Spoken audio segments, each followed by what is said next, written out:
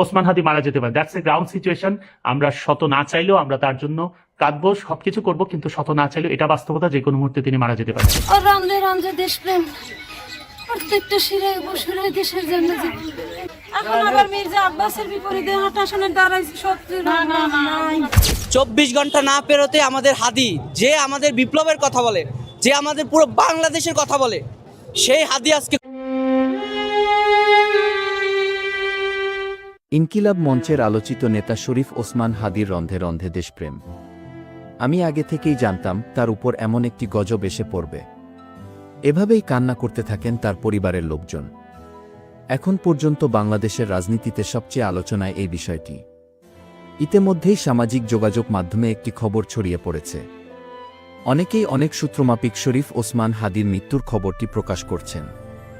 এবার এই বিষয়ে সিঙ্গাপুর থেকে সর্বশেষ আপডেট জানিয়েছেন ওসমান হাদিকে চিকিৎসা করা ডাক্তার।